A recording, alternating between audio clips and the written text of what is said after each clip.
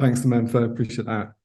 James, Tom, Noiascape. I think kind of first thing really say is that obviously as a kind of practice, we're organized in a way where we both have a design team, we have a development team, we have an operations team. So we kind of able to see that full range of the life of a project from kind of initiation through development cycle into operational cycle. And that gives us a particularly kind of vision in terms of how space is used and the people that use it, which kind of is constantly kind of re-fed back into the way we kind of design and approach design. I think as a kind of practice, given that sort of broader scope, we're kind of interested in that interface between space and spatial structures, capital, how capital can be used, social structures that can be kind of organized, because we're fundamentally kind of interested in our spaces are kind of occupied by lots of people, and also the kind of impact of communications and how our kind of structures can actually kind of inform emerging cultures. So we kind of see our scope, not just in terms of the object, but in terms of how that kind of object and spatial organization creates kind of ways that people use and the culture that emerges from those sort of spatial structures. This image is kind of sitting in a building. We began almost by kind of thinking of a diagram that we considered was where we wanted to get to. And this begins with looking at how we felt at the start of kind of Noiascape 218, 219, the kind of key drivers that we were interested in, how they were going to reshape the city. And essentially it was looking at this notion of specialized spatial zones where we kind of work and live, and those sort of zones are very, very separated. We were kind of considering that these would be restructured, and they'd be restructured in a new kind of organization which would combine kind of both private space and shared space, but also public space. And we were interested in this structure being kind of super dense and layered. And we were very interested in the way that that kind of history of spatial separation and functional separation, how we could start to look at the edges between things and how at those edges, new kind of experiences and new programs and new culture would emerge. So we were always interested in this kind of diagram in the way that we could kind of create tensions between things, spaces and programs, as a kind of new way that kind of began a kind of architecture which wasn't about this idea of kind of functional separation. We'll go through, I suppose, kind of what we see as the kind of key drivers and what is kind of informing our thinking at the moment. And we'll do that across, and then we'll kind of test that against three kind of projects, which kind of mark out three time zones within Noiascape. One is approximately 10 years ago, one is in between, and one is more contemporary. But these themes that we'll run through kind of really show the kind of the things that we're constantly informing us. So we're constantly kind of assessing as questions or placing them as questions onto our projects. And elasticity is really that idea of how time is changing in the way that time is structured in the city. And fundamentally, we see that kind of that hierarchy of time is kind of broken.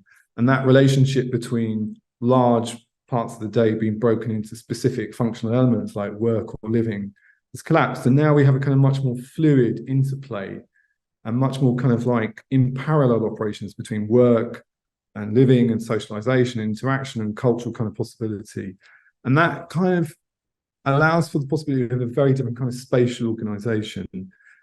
But it also kind of provides that opportunity to kind of re-question how we use time, both in space, but how we use time in the city as well. Obviously, it's kind of this idea that we're very interested in the kind of vacuum that's created. We experience much more, we project much more into digital space.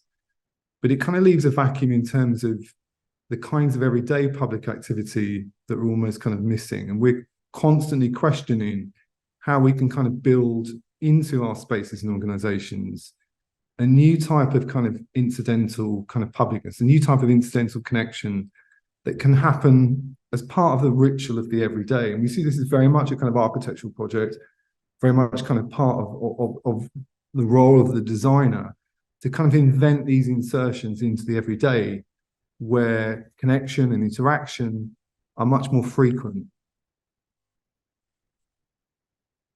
I mean, time machines and decentralization is very much the idea that if we now kind of freer in the way that we use time in the city, how does that create kind of new spatialities. And at the same time, decentralization, where we don't have that frequency of repeated sort of connections with kind of going to work every day, it suddenly allows the possibility for different kinds of spaces to become used, but also different centres, and particularly regional centres in the UK, where the traditional locations of kind of economic activity we're not so tied to, and we can kind of explore and move as we work. And I think we're still uncovering the possibility of that uncoupling between where we live and where we work, and the kind of new sort of possible fluidity between those two uses.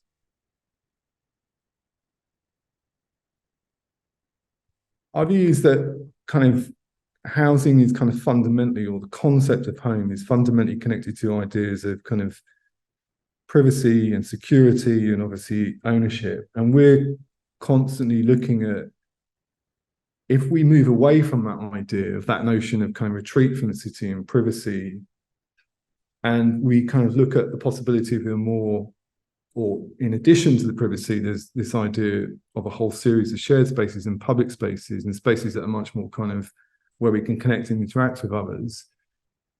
It allows us to kind of get to a point where our experience of things becomes elevated over that desire to kind of own and covet things. And with the organizations that we produce, which are essentially living spaces but have very high levels of service in them, and high levels of curation, we start to get to a point where actual people's experience becomes the kind of primary reason why they live there, rather than that idea of a kind of idea of ownership. We're going to look at 3 projects. James will talk about Hidden House. This is the first one, which is in about 2009. Hidden House was our first development project, and it came as a consequence of a project that we were looking at with a client who didn't want to take it forward. So we took it on, and it became really the first project in which we explored what we do now, which is design, develop, and operate. So very much the user is at the focus point of our start to this project, because we were going to retain this. It wasn't a project for sale. It was something we had to consider at the outset, very much from the user's perspective. And we took a view based upon the site to really explore the spatiality of the project, and understand the nature of what we could do for the user.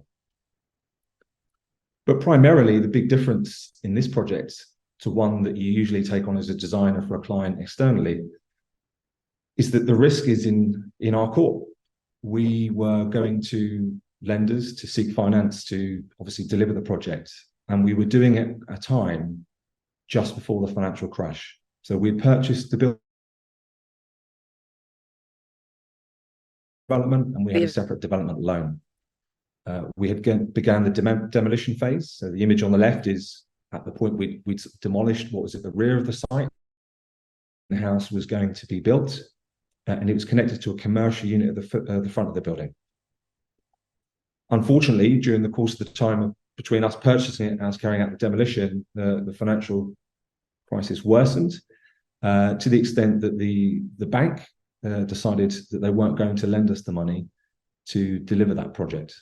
Obviously a very troubling time, but therein lies the issue of production of space that many people face.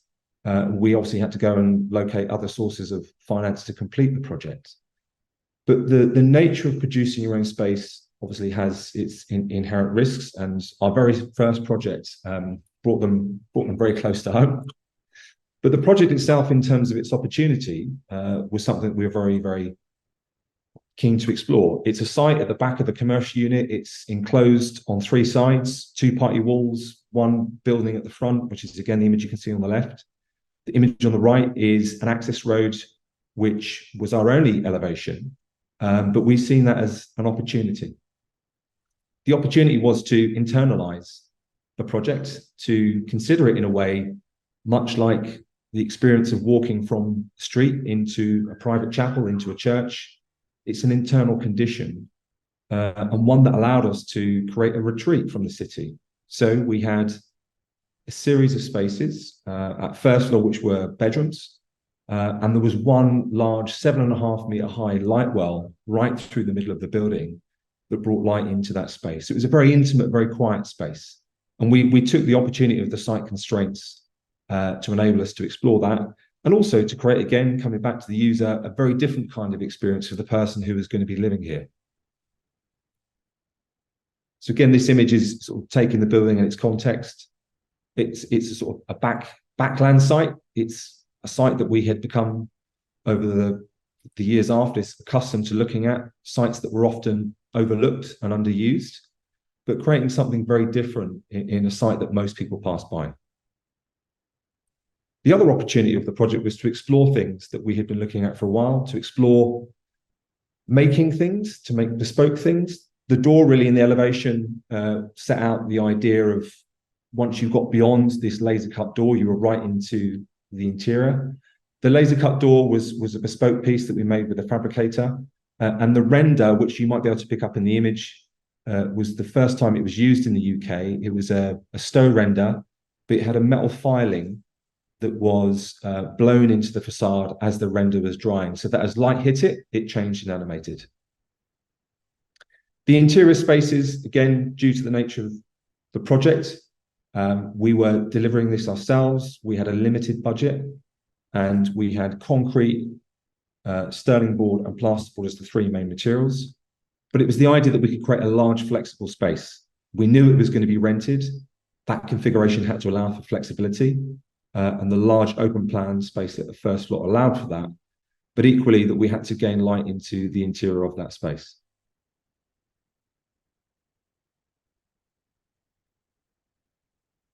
I think what the project also allowed us to recognise, and something that we probably as architects at this point were considering, is that there was a lot of volume to this space. 7.5 metre light wall in the centre space, bedrooms at first floor. This is the image on the right, 4.5 metres to the skylights. There was a lot of volume. But in the years post completion, what we realised and began to explore in the next set of projects was the idea that we had created a lot of volume, but there was possibly a lot of redundancy in the space. And that was something that we began to explore in Testone factory, and latterly in the project that we'll go on to explore as well with High Street House. Yeah, when we analysed Hidden House at the end, it was 1,000 square foot, but the users were a couple. I mean, interestingly, they ended up taking the space because there was two entrances, one at the front and one at the back. And we found out they took the space because they were having an affair with each other, and it suited them arriving at different times. But in terms of the actual space, we worked out, because we started to kind of look at the patterns of use, when people occupied the spaces and for how long, without excluding sleep, they're only present in that space for 17% of the day. So there was this kind of a lot of capital that was invested in the production of space that was used at very low intensity. So there was a kind of real redundancy of how that capital was actually activating kind of opportunity beyond it being just a kind of private space. That idea is much more acute in the way we now think about projects, and we're much more focused on looking at what amount of space is needed. And I think it's really interesting that architects have kind of got a real focus on carbon at the moment in terms of the whole kind of assessment of sustainability. But the very question of how much space is appropriate, given how much capital it takes to produce space, almost seems absent from the conversation, which is interesting. Testone Factory is a project which is, we kind of acted as a design team, but also as a kind of commercial advisor. This was to a client who are a communications agency. It's located in Sheffield, in an area that was very much kind of undergoing change because it had a lot of kind of space that was very low cost. Our client at the start of this project was really interested to take their agency to London, and they felt that they needed to be in London. Our kind of first job was to convince them that they shouldn't go to London. There was no reason to go to London. They had the communications technology to access and communicate with clients, and they should actually kind of overbuy because there was lots of space available in this area in Kelham and Sheffield. And they should start looking at the office in an entirely different way, rather than just being a kind of space in which they produce work. We looked at it as a kind of vehicle, a factory, to incubate talent that was around them, because we could see that there was all these small businesses in the area, and they were all disconnected, and there was almost like no connection between them that could kind of make present this culture that's very evident in Sheffield, which is innovation and creativity And these kind of groups of people that are kind of doing lots of kind of experiments. So we kind of looked at convincing our client, I suppose, to take on an excess of space, to have this kind of idea of an excess of flexibility. And that idea of kind of an excess is really important in terms of we're always in a project looking at the kind of purpose of a project, and the culture of a project comes out of that excess. The site is located between a kind of square and the River Don. It's in very much what was a former industrial area in Kelham Island. And the concept really was to look at having a very flexible space in the center, which we kind of looked at as a kind of modern factory with these two very densely serviced zones on the sides. And those service zones included all the kind of serviced elements, but they also included a series of workspaces that would be rented out, very small spaces, 2 meters square, and they could be rented out at very low cost to local creative agencies. These people then would work with our client, so it would be kind of people like filmmakers and editors, and the work that they produced would have a visibility in this office and could be seen within the local area. So the idea of the office is this kind of enclosed space that doesn't have any kind of connection with the city. We wanted to kind of really question that and make an office where the production of the office, what it produced, the process of the office was kind of really, really visible. So the diagram is kind of very simple. It's that central kind of factory zone or hall with these two serviced sides. And we were interested in that kind of history of spaces where creativity happens, because we kind of often refer to kind of innovation and creativity, but never really kind of look at what kind of spatial structures might be the ones that support that. And in terms of Eames, we were looking a lot at that idea of play and playfulness and spaces in which the kind of hierarchy of space was kind of almost removed, and there was a kind of real just excess of almost flexibility and emptiness that gave the possibility to it being used in different ways. And that central space is kind of organized so it has at one end closest to the river a kind of office space, but the front end is completely kind of reprogrammable.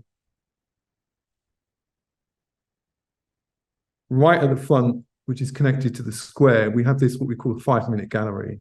And this is again where we wanted to kind of question that idea of the office being not very public, but also we wanted to kind of make a space within that office that was both a kind of opportunity for our client to kind of curate this kind of small gallery and connect with the local area, and also show what was being produced in the local area. So this becomes, because it's on a square and it's on a kind of walk through to the centre of the city, this becomes a kind of gallery that can be accessed independently of the office. And it's literally that idea that you can see a film, there's a kind of small exhibition of vinyl covers that are produced in Sheffield on the left. The 5 minutes is you kind of walk into the city or you go to local kind of shops. And that multiplicity of kind of programs and connection to the city, again, it's something we can see is very much the architectural project. This is something that only architects can kind of initiate, where it's not kind of present or driven by the client. So the front space where the boat is hanging, this is a boat where they worked with a series of local community centres to build this boat with young carpenters that were young people that were trained to be carpenters. And then they sail it down the River Don. This happens annually every year. I think one of the interesting things about the project was, again, the way that we analysed it commercially, in that what we said to the client is that they shouldn't come to London because it would be too expensive and they had far less space than they currently did. So you should stay where you are in Sheffield. You should buy more space than you currently need, and that you should produce that space so that you can rent it and work with others until such time that you enable the space to grow for you. So the front area on that prior image where the boat was, the company previously had that set up as an exhibition space. They are now occupying that space because they've grown. But during the course of that time, the spaces on the service wings which were rented out, that rental income allowed them to pay for the loan that they obviously took out to buy and develop this project. So it was a way to consider economic sustainability. It was a way to engage local other creative sectors to work with them. And of course, in the duration of that, this image on the left was where they worked with filmmakers and made that space available to the public. So there was a whole range of reasons for starting to consider the way that we think about these projects in a very different way. And that's something that Noiascape always tries to do, is understand the synthesis between design and commerciality, the user, and how we can make something that works and obviously deals with all those issues. And it creates that idea of kind of space and kind of spatial organization, facilitating something that's kind of sustainable in terms of its program. The idea that this supports young businesses, and that those young businesses actually kind of build a relationship with the kind of owner that happens to be in the same area.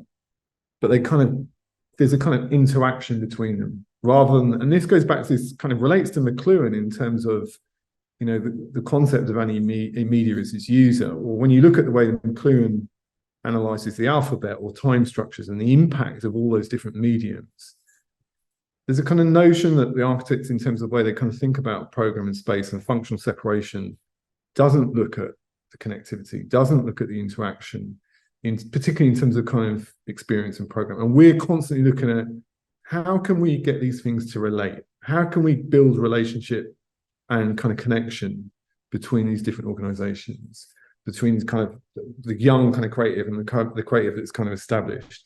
And how can we make that some ways experiential in the city and visible to the city? So as a kind of culture, all this stuff isn't just kind of behind the door, but it's something you kind of experience as you move through the city. And those kind of two things kind of cross all our work, really.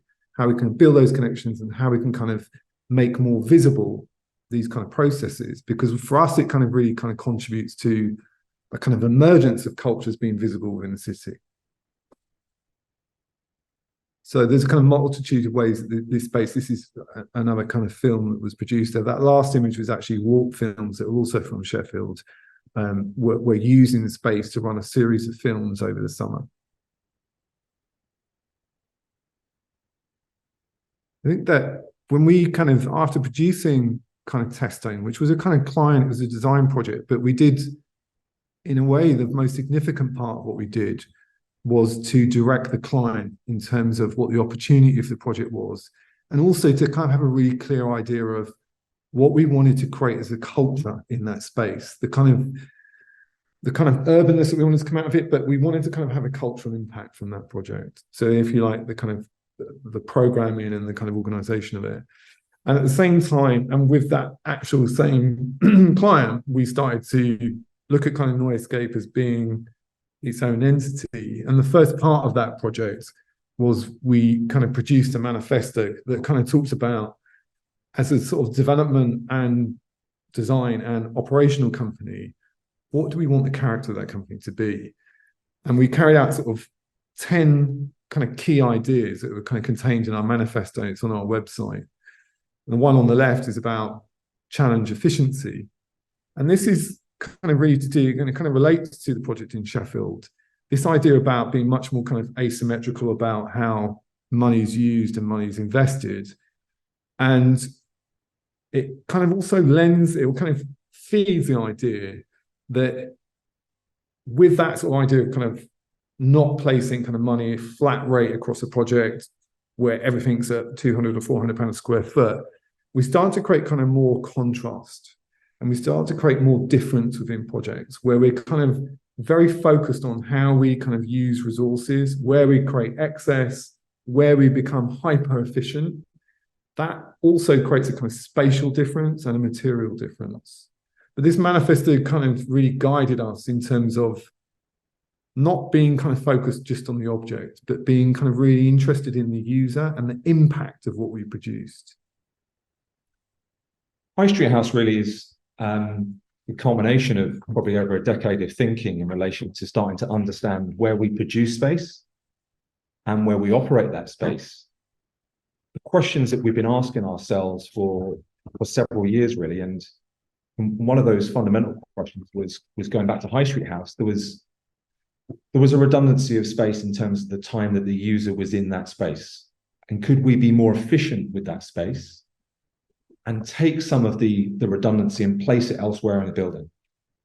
And in that respect, High Street House looked at the idea that we would create more density and rethink local density, particularly where this is on a high street, to create a new form of housing, to amplify the local economy as a consequence of that density. And that activity, in the way that we start to reconsider the idea and the concept of hyper-local for people in the building, but also for the way that building starts to affect the high street.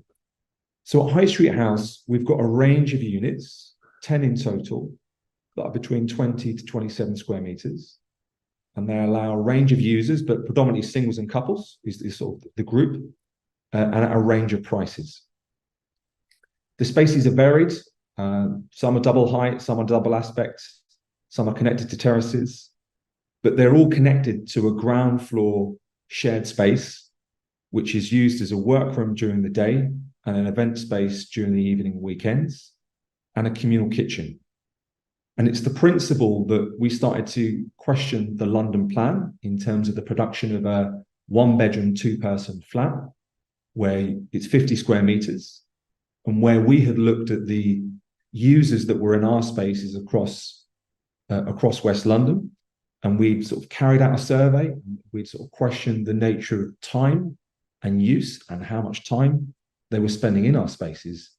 And I think, as Tom mentioned earlier on, it was a recognition that when you exclude sleep, they were only using that space between 17 to 20% of the day. So there was a real redundancy of that space for a large percentage of the day. So it was saying, well, we can condense, make more compact the private elements, but we can also therefore take that sort of excess space, aggregate it, take it into one location in the building or a series of locations in the building, and enable that space to be shared and used by everyone in the building.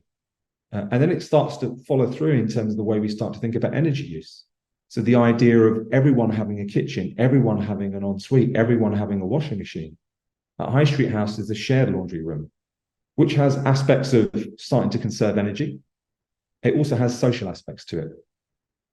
And that's something we started to really consider. And this diagram was that exploration at the beginning of High Street House as a project, when we purchased the building, starting to consider why and what we would do with the spaces, who is it for, and how would we allocate space within the building.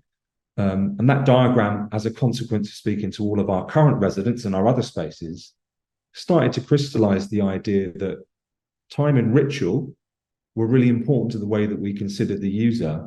And we started to then explore that during the design process.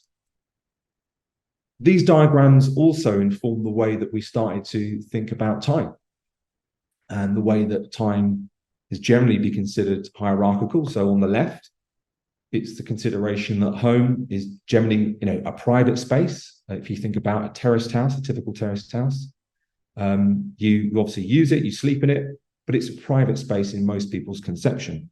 We travel to work, we spend a lot of time externally at work, and we travel home. And it's the idea that it's generally 100% private. There's no interaction with the high street. There's no semi-public space. High Street House really sort of considers that in a very different way. And the idea that all of the elements in that layered space are and can be at certain points shared and public. So you have a private space and you sleep within that private space, but there are terraces and libraries. There is a co-working lounge. There's shared kitchen. The shared gallery is also, the shared workspace is a gallery at certain points during the course of the week. We have podcast classes, we have gym classes, and therefore the way that you use time and the way that we also recognize that people were starting to consider time in the course of the day was very, very different. But importantly, at the bottom of that diagram on the right, it was the idea that 20% of your time was in your private space, but 80% of your time was shared. And that was the opportunity. And I think that sort of notion of time and use starts to we move away from this idea of big blocks of time and very hierarchical time, like work, half the day, live. There's a much more fluid interaction so that people can access these varied programs more fluidly in shorter time slots. So there's much more layering of experience in the building. And a lot of those are obviously facilitated by connections to digital networks as well. But it changes or questions how we make spaces that support that fluidity and movement between programs. And I suppose High Street House brought us to the question of we need a new form of housing that recognizes changes that are happening societally, and that, cloud technology, information technology, the fluidity of work patterns. And I suppose digital era housing is where we're starting to sort of reconsider, how do we produce spaces that enable people to live, work, and socialize. And that's essentially what we see Noiascape doing, is enabling people to live, work, and socialize all from one location. And that really is a consequence of recognition that we can do that. We can live, work, and socially interact all from one location. And High Street House really is a prototype for that. It's the beginnings of hopefully another set of buildings that we're currently in consideration at the minute, that start to really explore that theme.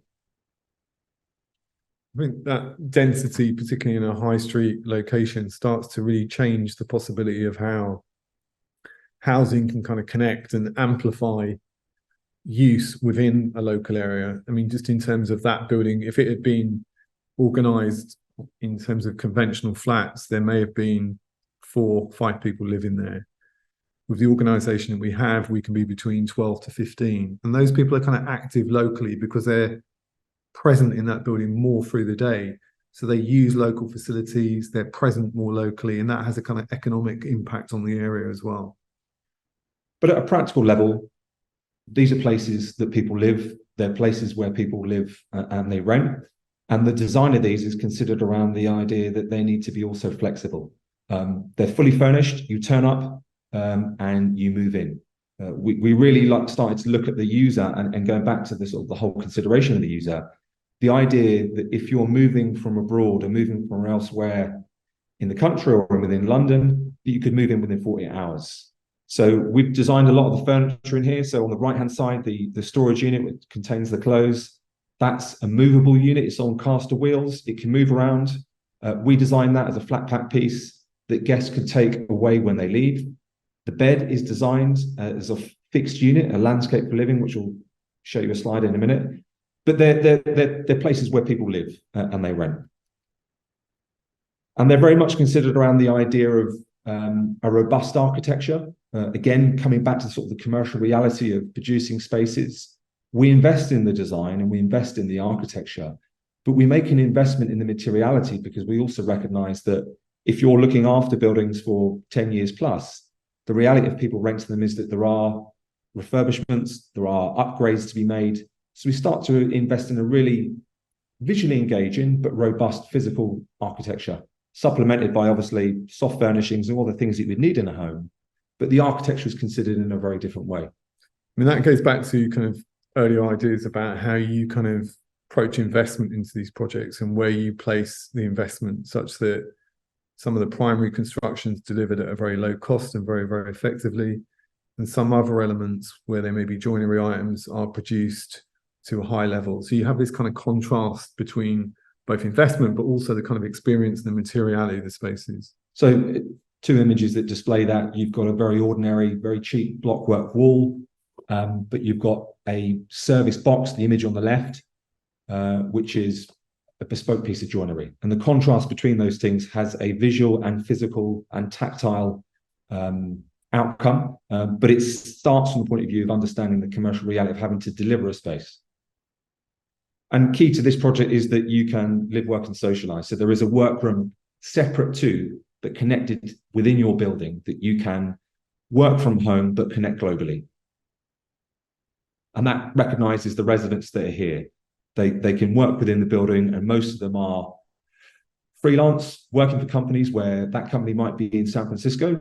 It could be in Dublin or Berlin, as a number of the residents are, but they work from here. They work from West London. We also kind of curate, we program the shared space in a whole series of ways. This is a kind of more recent event where we worked with a online company called Hey Food that support young chefs that can't access kind of full-time work. They bring them onto an online platform, and they have a kind of really diverse collection of chefs, really different kind of food cultures. And we curate this event, and our kind of residents kind of come and use that. And this kind of does also relate to that idea that that shared space is kind of part of our approach to how we can kind of both create more kind of opportunity for people to kind of connect and interact and socialize. But it also starts to kind of question where we're looking at actually what are the cyclical uses of energy every day, i.e. if everyone puts on their oven 40 minutes rather than one oven going on and people sharing the food, that could in a larger organization have a very significant impact on kind of the consumption of resources. So while there's a kind of very specific kind of social interest in spaces and programs that kind of bring people together, we're also looking at it from the point of view of how that kind of has an impact on kind of the consumption of energy in the building. I think as a building that brings people together who are from all across the globe, important to us, and equally from the user's perspective, is how do we create spaces in which we make people feel comfortable? If you're sharing spaces in a building, if you have a workspace that can be accessed by all your residents in the building, how do you enable them to feel comfortable speaking to one another? So we think a lot about the nature of how we can create moments where that feels comfortable. And we use the pub as a spatial typology a lot to think about the ability to walk into a pub and be on your own and sit at a table and have a drink and not feel weird. The idea that you can go up to the bar at a pub and talk to someone and that not be a strange experience. So the one book stair library at High Street House is, I suppose, our way at starting to think about how you can do that and how you can create incidental encounter to facilitate the start of a conversation. So there is a slot in the stair handrail where we change the book over every week, and it's a point where people can pick up a book and meet on the stair and start that conversation. This kind of thinking goes back to the time diagram, really, where we look at the interface of what do people kind of do through the day. So even if people are kind of going from their room to leave the building, that kind of circulation space, how can we insert kind of elements along that kind of circulation space that give possibility to kind of interaction in a very informal way? So all of the kind of shared spaces are kind of very connected to the circulatory routes. So we create that constant interface, just the possibility of people to kind of see each other and look at each other. And then there's these moments along that journey, like the One Book Library, where we create kind of little kind of intersections that allow people to kind of stop and dwell. Also kind of their experience of the space is kind of continuously kind of being changed by these little kind of incidents that we place. This is the kind of base of the stairs that as you come down, you always kind of look back into the workroom. And that also connects to the high street. So it's the idea that if you're in that workroom, the image on the left, you're constantly aware of people moving in the building in terms of the stairs, and equally movement on the high street, and you get familiar with faces. The image on the right is, again, circulatory route throughout the building, and that window looks into a kitchen within one of the private spaces. And it's the ability for that almost to become an internal street where residents can, or if they choose not to, obviously put the blind down, but you can connect with visually people who are living out the building and who you're sharing with. And I think it's kind of very much where we kind of are in a constant dialogue with the users. We've kind of found out that those kind of moments are really important, because those kind of little connections, which is simple as a wave, actually define the kind of relationship people have with a place and with people.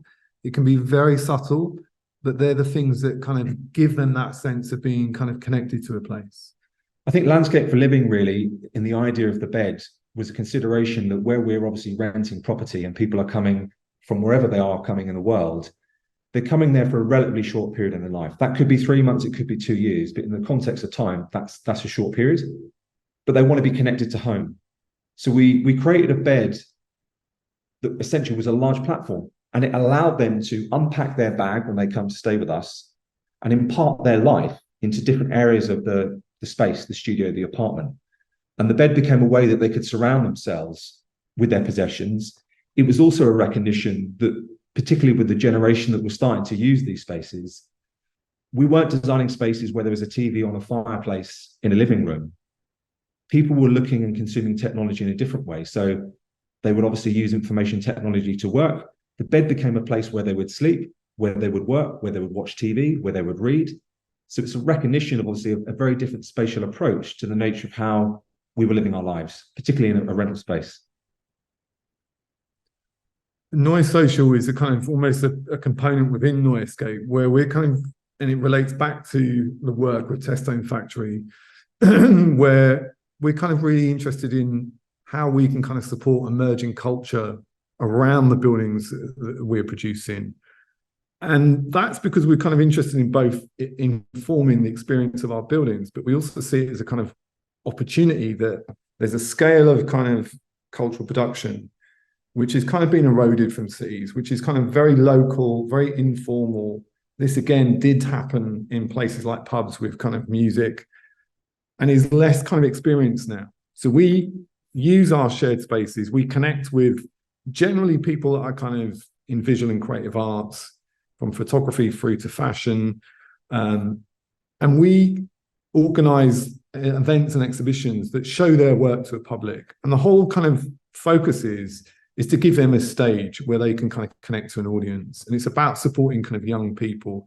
London used to do this really well in terms of have a whole kind of network of spaces where people in the kind of visual and creative arts could actually kind of show their work. And it's kind of much more difficult now.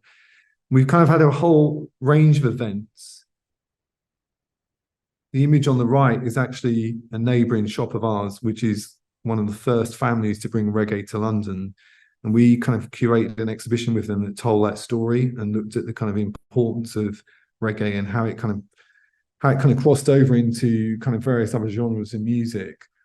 And they had a kind of incredible history, but we basically, our team produced that exhibition and put it on in our space. And the image on the left is the kind of view on that staircase. This is an exhibition actually of a young architect, Will Bryan, who carried out a furniture exhibition and exhibited his kind of products in the space. But this is, as you go up the stairs, you can look back in the gallery. So this is happening in the building where you live. It's at a very local scale. It's at a high street scale. But it has an impact both in terms of the people within the building, the people that are kind of using these spaces and exhibiting their work, and also locally, because we are able to kind of bring those 30, 40, 50 people over a weekend, 200 people often, to that high street and make that work very visible and very public. So it again goes back to that idea of that duality of kind of digital experience and real experience. And we see that these buildings have an opportunity to kind of make the real experience very, very visible and something that can contribute to the identity of local areas. It's just a range of the different people we've exhibited. And that kind of leads to that programming and that kind of bringing of kind of new regular content to the shared space. Leads that idea of hyperlocal, which is both the densification of local areas in terms of more people present more throughout the day, the impact they have in terms of how they kind of activate local economic activity, but just the kind of variety of programming that can be brought to a high street, such that its identity moves beyond that idea that high streets is just about retail. We've done kind of in London, there's the kind of notion that all culture is big and institutional. We're actually interested in this scale. We're interested in the kind of network of spaces that give the kind of possibility and support emerging talent at a very local level. Thank you. That's it. Thank you so much. Thank you so much. Both. That was just a fantastic, fantastic tour of all of some, not all, some of your projects. And there were just so many moments there where both inspiring and also just say so much about how we are occupying our city, that being London and others in the UK, Sheffield particularly, at the moment. That moment where you describe essentially that need for human contact, that wave, just the human gesture, and link that through to then the whole kind of evolution of how you might think about housing, and the need for a different kind of housing, I think is just such a fantastic thesis, really. I guess we use that word a lot, certainly at master's level of architecture, and that's a really difficult thing to struggle with as a student. I suspect you had the same issues. I remembered feeling like I wasn't quite sure how to connect that very sort of macro observation through to something really impactful and spatial. And I think you just did that so eloquently. So thank you very much for doing that. I know that there are possibly one or two questions coming through, but while people are still thinking and possibly being brave enough to ask. I might ask one question. I have a few, but I might start with one, if that's right. We've got about 9 minutes, so that's quite good.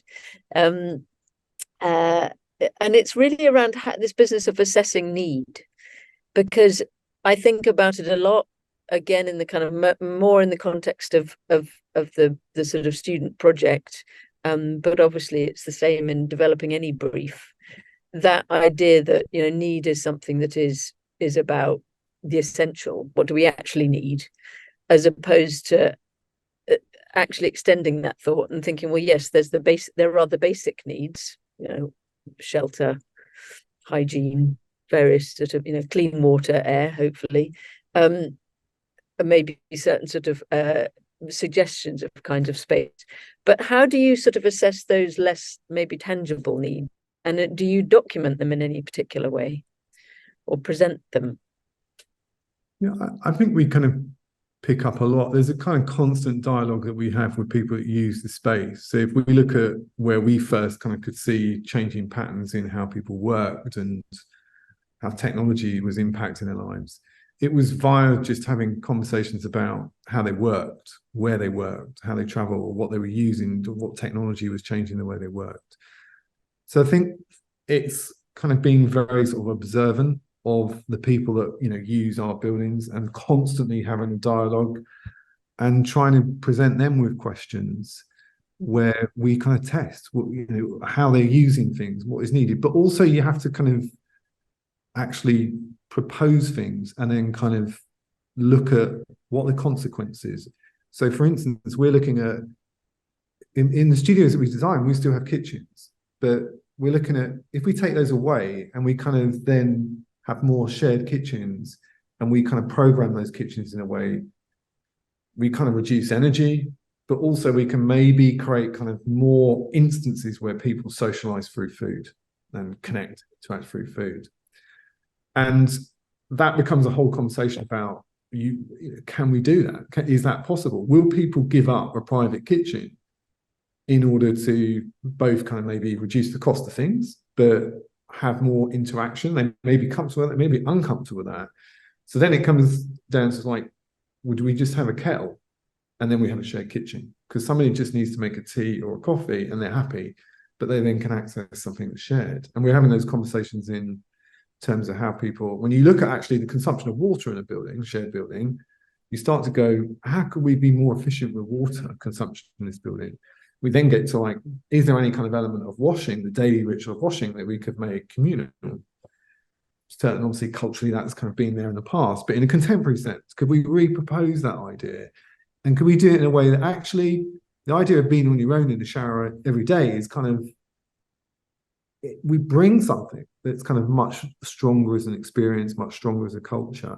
So I think that thing about need is like, it's both what rituals have we become used to, and what would we change if they had an impact, both in terms of maybe resources, and now our consciousness is more considering how much we consume things, but also what culture may emerge out of that and what experience may emerge out of that. Very interesting. In terms of, particularly in terms of the kind of demographics maybe that you're working with. I mean, I think it's really, you know, there is this well-known phenomena of artists moving to an area which tends to be less desirable than the general market would expect, and is very happy to move in, make it a dynamic, interesting place to be because it's cheap, and then that becomes a place for other people. And so this sort of idea of artists and creatives being pioneers in that way, or being prepared and open to test those ideas. And I just wondered whether you find you're working with particular demographics in order to kind of carry out some of those experiments, or whether you're working with how open and accepting other kinds of clients might be to trying those ideas. I think the people that live with us, they come from across the globe, and that's maybe the thing that surprised us, is that the people that come and stay with us are very varied in where they're coming from. 65% of all the people that currently inquire to stay with us are currently overseas, and about 45% of those people are contacting us through Instagram. So the nature digitally of how we're connecting with them is different. I think the people who use our shared spaces, the emerging creatives that we are seeking to support, they equally are very varied in where they're coming from. Our basic principle is that they generally have a lot of difficulty in accessing space. So we give that space to them for free to enable them to explore their form of work. And we support that. That becomes something that residents can interact with and engage with. Equally, and as importantly, we're bringing a very different type of use to a high street. So the idea that you can go down your local high street, and rather about it being going to Tesco's and getting a loaf of bread, you can access a very different form of art or furniture making or film, something that you don't tend to. So it's trying to do those different things. But the groups that come to us, that they're interested in the idea of accessing space at a fundamental level, then we don't discriminate in terms of, if there is somebody who is maybe in music or production. It's the creative sector generally, rather than, I suppose, the focus on the individual. But I think one of the kind of themes that is across lots of the kind of people that come to us is because we kind of have short-term contracts, and there's a kind of real flexibility about the length of time people have to stay with us. They're often in a point in their life where they're uncertain what they're doing in 3 months, be it through work or studying, or they're just moving through a city. So the flexibility is probably a kind of primary thing, and that captures, it's a big element of why people come live with us. But we equally, while there is a kind of sort of 20 to 35 concentration, we've kind of had people over 65 who are coming back to the city to experience culture in the city because they're post-work, and they actually kind of want to tap into something which is both a younger demographic but is flexible. And that relationship between those two groups is really interesting, because of course they think at first they haven't got much to share, and they've got tons to share. Again, it's the facilitation of the conversation, starting the conversation, and then they're off. So I think that's buildings become interesting in terms of actually having a much more diverse mix of demographics, and diverse in terms of where they come from, in terms of the kind of the conversations that then take place, because the shared space is then very much a kind of like area where they get to meet and they get to have a chat, and they can kind of find out where they've come from. Great. Terrific. Thank you. We've got about a minute left, but there's one more question here I'm going to put to you, which has come in. It says, you showed some extremely interesting time diagrams for the High Street House. Is this something that you now create and apply across all your other live projects? And do you show these sorts of diagrams to clients and users? If so, how do they respond to them? So there's lots of questions in there, but mostly about drawing and communications. The time diagram was a project that we initiated internally to question what we were producing in terms of the amount of space, and was that appropriate? I think we talk to clients, landowners, developers all the time about our vision of how you can start to consider space and time. And I think that's really important to continue to question. That's what we do as designers, is question, is not to accept that there is a status quo, to challenge it and to respond to it. And I think that's the most important thing that we can do.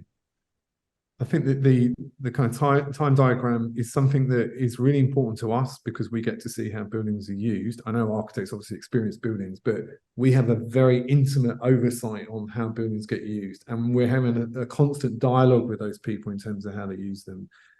So again, it goes back to the first project. Really is like very much an architectural project where I visualize myself almost in that drawing, and I assume that everyone has the same experience as me. Well, of course that isn't the case.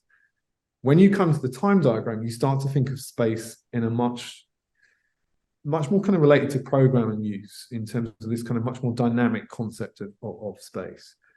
And I think what we've realized, and this comes about a lot in conversations with kind of planners, is that the time diagram and looking at how people spend time within a shared use building starts to kind of really question this idea of what's needed, what's redundant, and what can actually be excessive, that we can create an excessive amount of shared space of really high quality. It goes back to the kind of like, we kind of talk about it in terms of the analogy of the park, and like what facilitates a kind of park, like Hyde Park in the middle of the city, that everyone can access, everyone can use. You can use it in any way you want. Is a kind of excess of space. But you don't own it. Yeah. And that's the thing. The difference is, like, shared space is not owned by one individual. London parks are owned by one individual, but they're shared by all of us, and we can access it. And that's the important conception about how we have to move away from the traditional ideas of what home is. And we're probably trying to constantly get to a point where, you know, that drive, which is about ownership and coveting this kind of territory, which is yours, is superseded or out kind of performed by this kind of excess of shared space and this excess of program that comes almost like this kind of infrastructure of living that starts to kind of really support the way you live, but almost extend the way you live as well. And that's the kind of opportunity of the typology, is that, you know, sitting in your flat compared to being in this building with all these people and all this community and all these uses and all these shared spaces becomes a way more significant experience. Fantastic. Thank you so much. I'm going to have to draw to a close. It's 2:00, which means it's all over for us for another week. Thank you so much, James and Tom. I hope you will come and visit us in our space in East London. I know it's probably far, far away, but we are here, so it'd be very nice to see you there at some point. Thank you very much, everybody, for joining us again this week. I should have said at the beginning, apologies last week for anybody who encountered an abrupt ending. We've tried to avoid that this week, a small technical hitch. And we will return next week to hear from Rory Bergen from HTA Architects, who will speak about sustainable placemaking, addressing net zero targets in the housing sector, which is more amazing content and from a completely different voice. So we look forward to that. Thanks again both for a really fantastic hour, and see you very soon, I hope. Cheerio. Bye-bye.